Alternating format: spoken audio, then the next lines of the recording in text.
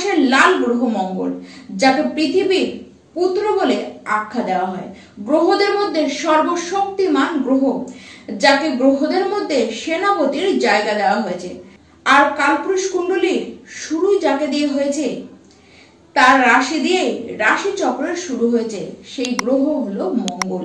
এই মঙ্গল গ্রহ যখন তার মূল ত্রিকোণ রাশি মানে মেষ রাশিতে এসে প্রবেশ করে, সেই শক্তিমান গ্রহটি তখন সর্বশক্তিমান অবস্থায় নিজেকে পায়, যার ফলে প্রত্যেকটি মানুষ তার জীবনে এর প্রভাব তো পাবেই। যার কারণ মানুষ পরাক্রম এবং আত্মবিশ্বাসে ভরপুর হয়ে উঠবে।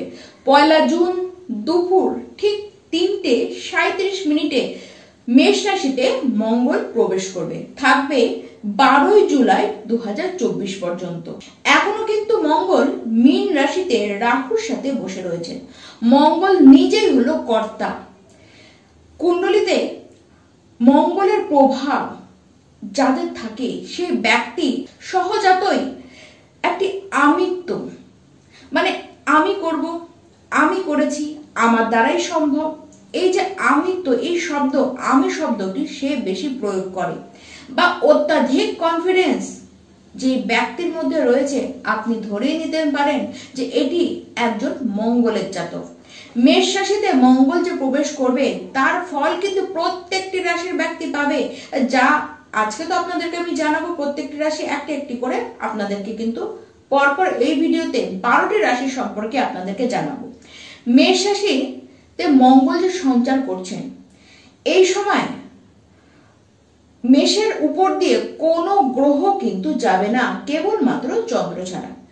তার ফলে এই যে 42টি দিন, এই 42টি দিন মেষ রাশিতে মঙ্গল একা রাজত্ব করবে। আরেকটি বিষয় যেটি না জানালেই নয়, দেখুন প্রত্যেকটি গ্রহ তার একটি রাশিতে বসে কখনোই কিন্তু সে তার আরেকটি রাশিকে দৃষ্টি দিতে পারে না, এটি কোনো গ্রহ পারে না। কিন্তু ব্যতিক্রম কেবল মঙ্গল। মঙ্গলে একমাত্র একটি গ্রহ যে নিজের একটি রাশিতে বসে সে কিন্তু আরেকটি রাশিতে দৃষ্টি রাখতে পারেন। সেই ঘটনাই এবার ঘটবে, কারণ মঙ্গল সে মেষ রাশিতে বসে সে বৃশ্চিক রাশিতে দৃষ্টি রাখবে। এবার আমরা পরপর শুরু করি।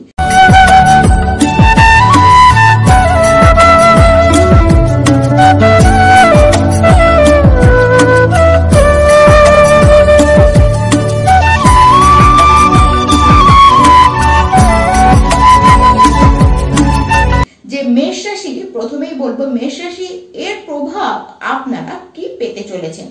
আপনাদের তো রাশিপতি রাশির উপর দিয়ে যাবে, মানে রাশিপতি রাশির উপরেই বসে থাকবে। দেখুন শনিদেব সে কিন্তু মঙ্গলের উপরে দৃষ্টি রাখছে। প্রথম তো সতর্কতা জানাই, বেশি লাভের চক্করে পড়তে গিয়ে কিন্তু আপনারা নিজেদের জন্য বিপদ দেখবেন। দেখুন সিদ্ধান্ত আপনারা বুঝে নিন, কোনো ইনভেস্টমেন্ট করতে গিয়ে কোনো ভুলভাল ডিসিশন নিয়ে ফেলবেন না। আর অত্যাধিক ওভার কনফিডেন্স হওয়া বন্ধ করুন, বাজে কথা বলা বন্ধ করুন। বিশেষ করে যারা পুলিশে আছেন, যারা আর্মিতে রয়েছেন, আপনারা নিজেদের কথায় নিজেদের বাড়ির উপরে নিয়ন্ত্রণ রাখুন।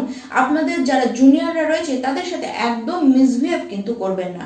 বিবাহ হওয়ার যোগ, আবার ডিভোর্স হয়ে আপনাদের জীবন এগোনোর, বিবাহ হওয়ার জন্য এগোনোরও কিন্তু এই সময়টি ভালো দেখা যাচ্ছে। আইনি কোনো জটিলতায় যদি ফেসে থাকেন সেটি কিন্তু সলভ হবে। আবার তার সাথে প্রপার্টি সেল সংক্রান্ত কিছু লাভ আপনারা পাবেন। এবার দ্বিতীয় রাশি বৃষ রাশি। মঙ্গল নিজের রাশিতে বসে সে তাকিয়ে আছে আরেকটি নিজের রাশির দিকে। তার সাথে শনিদেব সেও কিন্তু বৃশ্চিক রাশিতে দৃষ্টি রেখেছে। এর মানে শনিদেব সে মঙ্গলের দুটি রাশিতে এবং স্বয়ং মঙ্গলের উপরে তার প্রভাব বিস্তার করে রেখেছে। মঙ্গল তার নিজের দুটি রাশির উপরে প্রভাব বিস্তার করে রেখেছে। প্রথমেই তো আপনার যে লাইফ পার্টনার রয়েছে সে তার নিজের জীবনে কিন্তু উন্নতি করবে, কিন্তু নেগেটিভ সাইড আপনাদের দুজনের মধ্যে সম্পর্কের অবনতি হতে কিন্তু দেখা যাচ্ছে। অর্থ তো খরচ হবে, কিন্তু বাজে খরচ যেটি বিগত কালে আপনাদের হচ্ছিল সেটি কিন্তু বন্ধ হবে। অর্থ যেটি খরচ হবে সেটি কিন্তু এবার উদ্দেশ্য, কোনো না কোনো ভালো উদ্দেশ্যে আপনাদের অর্থটি খরচ হবে। পৈতৃক ভূ সম্পত্তির কারণে কিছু লাভ আপনারা পাবেন। দেখুন এই 42টি দিনের মধ্যে কিছু ভ্রমণ আপনাদের হবে। এবার আসি মিথুন রাশির কথায়। আপনাদের ভাগ্যবতী স্বয়ং শনিদেব সে ভাগ্য ঘরে এবং লাভপতি মঙ্গল সে লাভের ঘরে। এর কারণে শনি এবং মঙ্গলের একটি যে কম্বাইন্ড হচ্ছে তার কারণে ভাগ্য এবং লাভ দুজনেই সংমিশ্রণ কিন্তু হতে দেখা যাচ্ছে, যার কারণে উন্নতি আপনাদের হবে। তবে হ্যাঁ, ষষ্ঠ ঘরে যেহেতু এদের দুজনের দৃষ্টি রয়েছে, তাই উন্নতি হলেও খাটনি করতে হবে, বেশ খেটে আপনাদের উন্নতি হবে, আর্থিক উন্নতিও হবে। কেবলমাত্র নিজেদের ভাই বোনদের সাথে সম্পর্কটিকে একটু বিশেষ করে খেয়াল রাখুন, তাদের সাথে কোনো বাজে কথা বলবেন না, তাদের মনে আঘাত করার মতো আপনারা কোনো কথা কিন্তু বলে দেবেন না। আর বাজে খরচ করা বন্ধ করুন। এই 42টি দিন একদম বাজে কোনো খরচ আপনারা কিন্তু নিজে থেকে করতে যাবেন না।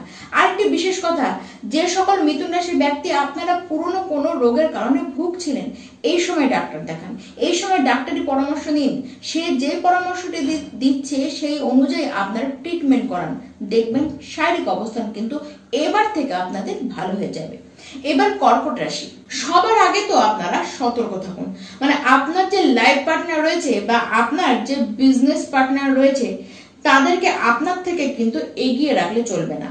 মানে আপনারা তাকে কোনো দায়িত্ব দিয়ে দিলেন এবং নিজে হাত গুটিয়ে নিশ্চিন্তে বসে গেলেন, এরকম করলে চলবে না। দায়িত্ব আপনাদেরকে নিতে হবে। দেখুন স্পষ্ট ভাষায় যদি বলি যে তাহলে কিন্তু আপনাকে তারা যে যুক্তি দেবে সেটি আপনারা শুনুন, তাকে কিন্তু ইগনোর করবেন না।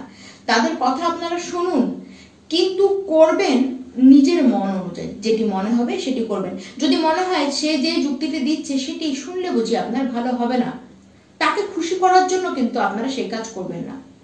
আপনারা নিজের মনের মতো কাজ করুন, কারণ এই যে সময়, এই যে 42টি দিন, তারা কিন্তু আপনার ভালোর জন্যই যুক্তি দেবে, কিন্তু তাদের যুক্তি শুনে আপনাদের যে আদৌ ভালো হবে কিনা সেটিতে কিন্তু ডাউট থেকেই যাচ্ছে। তাছাড়া মঙ্গল যে মেষ রাশিতে প্রবেশ করছে, এর কারণে কর্কট রাশি আপনাদের সমস্ত দিক দিয়ে ভালো দেখা যাচ্ছে। তবে আপনি যদি একজন কর্কট রাশির মহিলা হন, তাহলে শ্বশুর বাড়ির সাথে সম্পর্ক, বিশেষ করে শাশুড়ির সাথে সম্পর্ক এই 42টি দিনের মধ্যে ভালো রাখার চেষ্টা করুন। ঝামেলা হতে পারে এই দিন কটি। আপনাদের যে অফিসের সিনিয়র রয়েছে বা বস রয়েছে তার সাথেও সদ্ভাব রাখার চেষ্টা করুন। তার কোনো উন্নতিতে আপনাদের কিন্তু হিংসে করা যাবে না। দেখুন, হিংসে যদি আপনারা নিজেদের মনে পোষণ করেন তাহলে সম্পর্কের অবনতির জন্য আপনারাই দায়ী হবেন। আর হিংসে করলে কিন্তু আপনারা কোনো লাভ পাবেন না, বরঞ্চ কিছু ক্ষতি আপনাদের হতে পারে। এবার আসি সিংহ রাশি, পঞ্চম রাশি সিংহ রাশি কথায়। সিংহ রাশি আপনারা এই যে মঙ্গলের যে পরিবর্তন মেষ রাশিতে আসছে তার কারণে জমি সংক্রান্ত কিছু লাভ আপনারা পেতে পারেন। তবে হ্যাঁ, কোনোভাবেই লোন আপনারা কিন্তু নিতে যাবেন না। যতই অসুবিধা আসুক, যতই পরিস্থিতি নেগেটিভ হোক না কেন, লোন কিন্তু নেবেন না, তাহলে পরিস্থিতি আরো বেশি নেগেটিভ হয়ে যাবে। মাতৃপক্ষের সাথে মানে মামা বাড়ির সাথে যদি কোনো কাজ করেন তাহলে সেই কাজের রেজাল্টও কিন্তু ভালো আপনাদের আসতে দেখা যাচ্ছে না। তাছাড়া কিন্তু কোনো রকম কোনো অসুবিধা নেই সিংহ রাশি আপনাদের, কারণ বুদ্ধি তো খুব অ্যাক্টিভ থাকবে, মাতার স্বাস্থ্য কিছুটা উন্নতির দিকে যাবে। দেখুন গ্রহদের যে চাল, যে অবস্থান, তা আপনাদের জন্য কিন্তু পারফেক্টই থাকবে। এবার ষষ্ঠ রাশি কন্যা রাশি। কন্যা রাশি এই যে 42টি দিন আপনাদের মধ্যে তারা লাভ পাবেন যারা রিসার্চ করছেন, যারা পিএইচডি এমফিল করছেন, যারা সায়েন্টিস্ট রয়েছেন, যারা গবেষণা করেন, যারা জ্যোতিষ চর্চা করেন। আপনাদের জন্য এই সময়টি খুব স্ট্রং ভাবে আপনাদের জ্ঞানকে আপনারা বৃদ্ধি করতে পারবেন। এই সময় দুটি বিপরীত রাত যোগ তৈরি হচ্ছে, এক মঙ্গল এক শনির দ্বারা। এর ফলে যেখান থেকে আপনাদের কাজ পুরো বন্ধ হয়ে গিয়েছে, মানে আপনারা হতাশ হয়ে গিয়েছেন, চেষ্টা করতে করতে আপনারা পুরো ফেল, নিজেকে কিন্তু ফেল হিসেবে ঘোষিত করেছেন, সেই সমস্ত জায়গায় আর একবার চেষ্টা করুন। যেমন কোনো সম্পর্ক, মানে কাউকে প্রপোজাল দিয়েছিলেন বা কোনো বিয়ের প্রপোজালের জন্য আপনারা গিয়েছেন, কিন্তু সেখান থেকে না এসেছে, এরকম না বারবার আসার ফলে আপনি হতাশ হয়ে গিয়েছেন, আর একবার চেষ্টা করুন। এবার কিন্তু সেই সম্পর্কটি জোড়া লেগে যেতে পারে। বা কোনো ক্ষেত্রে কোনো কাজ আপনারা করবার চেষ্টা করেছেন, মানে কোনো ডিল আপনারা ফাইনাল করার চেষ্টা করেছেন, কিন্তু কোনোভাবেই সেটি আপনারা করতে পারেননি। আর একবার চেষ্টা করুন, ওই ডিলটিও আপনাদের হয়ে যেতে পারে। বা কাউকে টাকা ধার দিয়েছিলেন, বারবার চেয়েছেন, সেও হয়তো উপায়হীন হয়েছে, এবার সে নিজে ডেকে আপনাকে টাকা দিতে পারে, বা আপনি একবার তার কাছে চেয়ে দেখুন, এবার হয়তো আপনি পেয়ে যেতে পারেন। এই সমস্ত যে সমস্ত কাজগুলি আপনারা ছেড়ে দিয়েছিলেন, ভাবছিলেন আর হবেই না, সেই সমস্ত দিক এবার কিন্তু আবার আর একটা সুযোগের মাধ্যমে সেটি কিন্তু আপনারা পেয়ে যেতে পারেন। তবে হ্যাঁ, কর্কট রাশির ব্যক্তি শারীরিকভাবে নিজেদের শরীর নিয়ে একটু সচেতন আপনাদের তো থাকতেই হবে এই 42টি দিন। এবার তুলা রাশি, সপ্তম রাশি তুলা রাশিদের কথা। উন্নতি আপনাদের হবে, তবে বেশি উন্নতি হবে আপনার যে জীবন সঙ্গী রয়েছে বা আপনার যে লাভ পার্টনার রয়েছে, তাদের কিন্তু নিজেদের কেরিয়ারে বেশ উন্নতি করতে দেখা যাচ্ছে।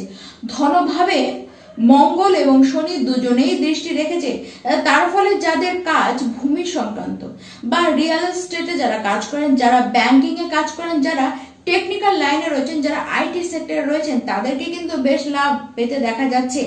তাছাড়া যাদের কাজ রয়েছে যে ব্রেন নিয়ে, মানে ব্রেন ইউজ করে আপনারা যারা কাজ করেন, তাদেরকে কিন্তু এই গোচর যথেষ্ট লাভ দিয়ে যাবে। জীবন সাথীর সাথে আন্ডারস্ট্যান্ডিং এ কিছু কিন্তু প্রবলেম হবে, আবার তার সাথে আপনাদের যে অফিসের কলিগস রয়েছে তাদের সাথে কিন্তু সম্পর্ক ভালো রাখার চেষ্টা করুন, তাদের সাথে মাধুর্যতা বজায় রাখার আপনারা চেষ্টা করুন। এবার অষ্টম রাশি বৃশ্চিক রাশি। মেষ রাশিতে মঙ্গল প্রবেশ করা মাত্র বৃশ্চিক রাশি আপনারা প্রচন্ড বেশি শক্তিশালী হয়ে পড়বেন। আপনারা এতটাই শক্তিশালী হবেন, ওই সময় আপনাদের দিকে কেউ মাথা উঁচু করে বা গলা চড়িয়ে আপনার বিপক্ষে যদি কেউ কথা বলতে যায়, তাহলে সে কিন্তু এমনি এমনি নাস্তা নাবুদ হয়ে চলে যাবে। যে কোনো কোর্ট কেস বা কম্পিটিশনে আপনারাই জয়ী হবেন। দেখুন, শান্ত থাকুন, কেবল মন দিয়ে নিজের কাজ করে যান।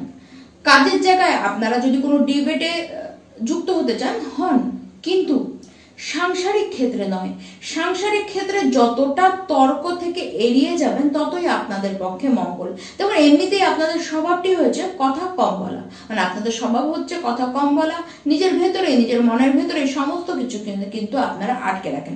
এই যে স্বভাব, সেটিকেই আপনারা এই সময় বর্তমান রাখুন। বিশেষ করে সাংসারিক ক্ষেত্রের জন্য, পরিবার নিয়ে ভালো থাকার জন্য এটিকে কিন্তু আপনাদেরকে মেনে চলতে হবে। এবার নবম রাশি ধনু রাশি। পরাক্রম ভাবে পরাক্রমেশ এবং শিক্ষাভাবে শিক্ষাপতি অবস্থান করছে। প্রথমে আর্থিকভাবে আপনাদেরকে লাভ দেবে। এতদিন ধরে শিক্ষা ক্ষেত্রে যে চিন্তা ভাবনা করে রেখেছেন, যে প্ল্যানিং করে রেখেছেন, ব্যাস ওইটুকু। এরপরে আর চিন্তা করতে হবে না। মাইন্ডটিকে কুল করুন, ফ্রেশ মাইন্ডে আপনারা কিন্তু স্থির থাকুন। কোথাও ঘুরে আসুন, যত ঘুরতে যাবেন, যত ভ্রমণ হবে, ভ্রমণ থেকেই কিন্তু আপনাদের লাভ হবে।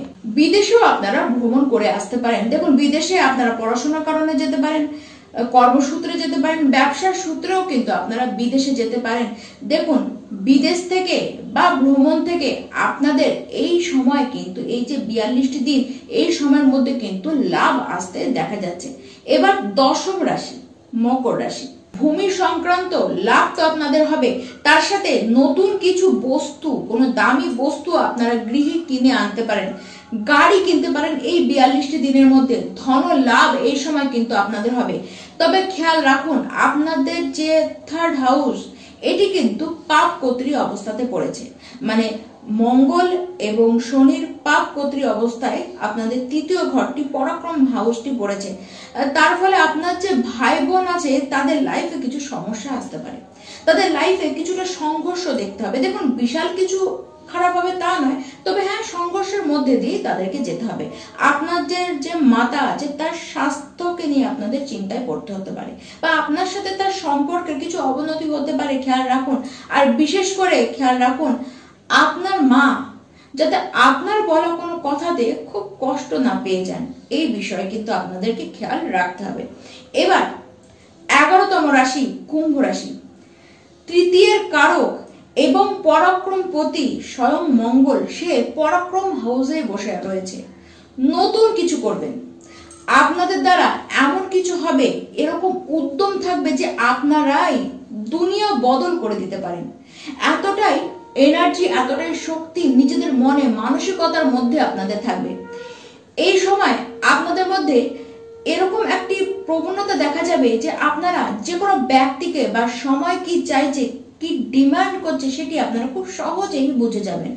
আর ঠিক সেই কারণের জন্য কারো কাছ থেকে কোনো কাজ হাসিল করবার জন্য তাকে কতটা সন্তুষ্ট করার মতো কথা বলতে হবে সেটি আপনারা কিন্তু খুব ভালো মতন জানবেন এবং সেইভাবেই আপনারা কিন্তু চলবেনও, মানে জিনিসটিকে আপনারা খুব সুন্দরভাবে পালনও করবেন। এই সময়গুলি কিন্তু আপনাদের জন্য খুবই শুভ।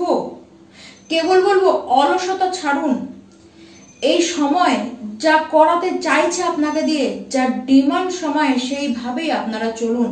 আর ভ্রমণ আপনাদের হবে। মঙ্গল যেই মেষ রাশিতে প্রবেশ করবে অমনি ভ্রমণ কিন্তু আপনাদের হবে। এবার সর্বশেষ রাশি মীন রাশির ব্যক্তি, আপনাদের কথা।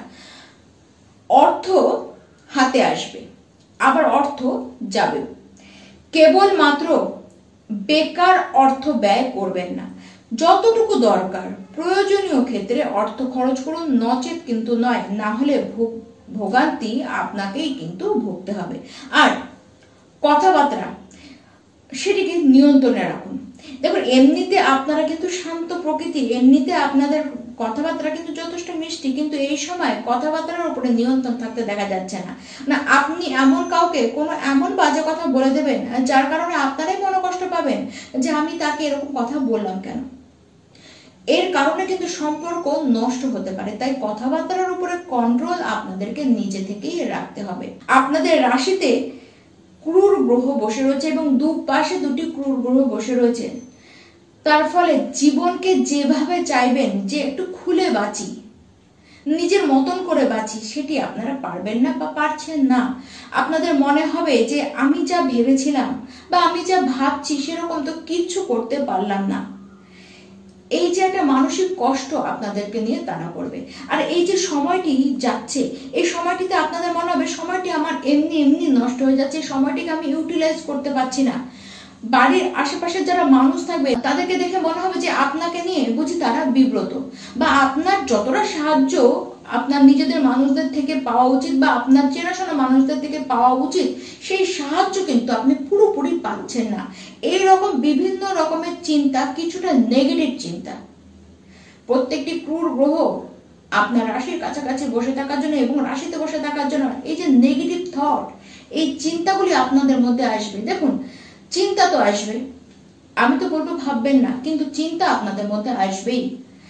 ভাবুন, কিন্তু ওয়েট করুন, সময় কিন্তু বদলাবেই। এই যে মেষ রাশিতে মঙ্গলের প্রবেশ করা, এই প্রবেশ করবার ফলে প্রত্যেকটি রাশি মেষ থেকে মীন পর্যন্ত 12টি রাশির ব্যক্তি আপনাদেরকে এই মেষ রাশিতে মঙ্গলের যে এন্ট্রি, সেটি কিন্তু আপনাদের জীবনে কিছু না কিছু নাড়িয়ে তো যাবেই। নমস্কার।